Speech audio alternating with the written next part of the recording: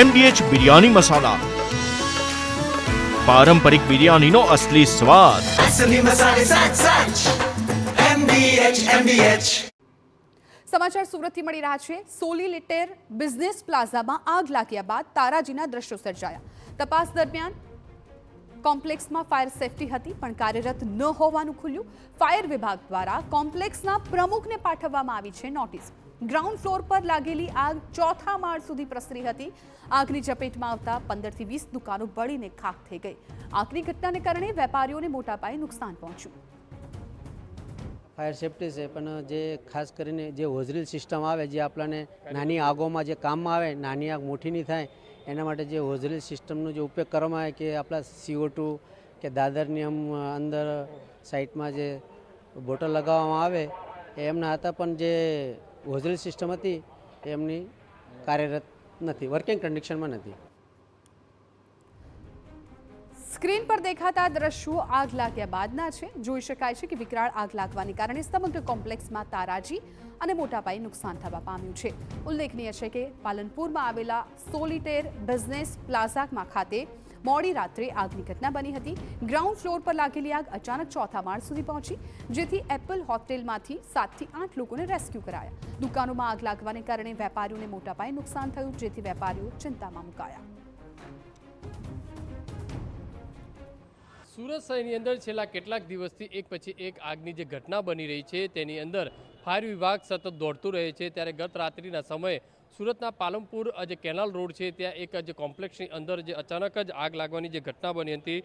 પાલનપુરમાં જે વિસ્તારમાં આવેલી સોલિટેર બિઝનેસ પ્લાઝા છે તેની અંદર જે આ ગોડાઉન છે તે ગોડાઉનની અંદર સૌપ્રથમ જે આગ લાગી હતી અને ધીરે ધીરે આગ એટલું વિકરાળ સ્વરૂપ ધારણ કર્યું હતું કે 15 થી 20 દુકાનોને આગની ઝપેટમાં લીધા હતા. અને ઉપર જે હોટલ આવેલી છે, જે હોટલની અંદર પણ જે કેટલાક લોકો જે ફસાયા હતા, જ્યાં ફાયર વિભાગ જ્યારે ઘટના સ્થળે પહોંચે છે તેમને રેસ્ક્યુ કરીને 7 થી 8 લોકોને જે બહાર કાઢવામાં આવે છે. એક માજી પણ આમાં જે વૃદ્ધ જે ફસાયા હતા તેમને પણ ફાયર વિભાગ દ્વારા જે છે તે બહાર કાઢવામાં આવે છે. શોર્ટ સર્કિટના કારણે આગ લાગ્યાનું હાલમાં કહેવામાં આવી રહ્યું છે. પણ જે રીતે દ્રશ્યો જેવી રીતે જોઈ શકાય છે કે ગોડાઉનો છે તે બનાવવામાં આવતા હોય છે, તેની પરવાનગી છે તે મહાનગરપાલિકા દ્વારા કઈ રીતે આપવામાં આવતી હોય છે, તે જે ખરેખર જે નિયમો જે લાગુ થતા હોય છે તે નિયમોનું પાલન થતું હોય છે કે નહીં તે પણ એક મોટો સવાલ ઊભો થઈ રહ્યો છે.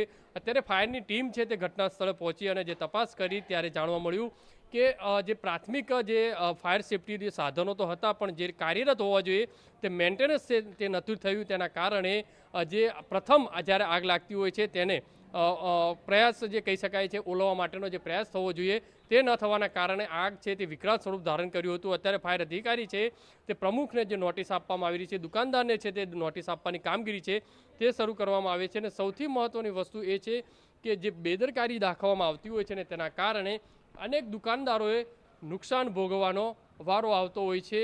માત્ર મહાનગરપાલિકાના અધિકારીઓ, ફાયરના અધિકારીઓ છે જો સખતપણે જો અલગ અલગ વિસ્તારોની અંદર મોટા કોમ્પ્લેક્સ હોય છે, મોટા ગોડાઉનની હોય છે, તેની અંદર જો તપાસ કરવામાં આવે તો અનેક શંકાસ્પદ ભૂમિકાઓ બહાર આવી શકે છે.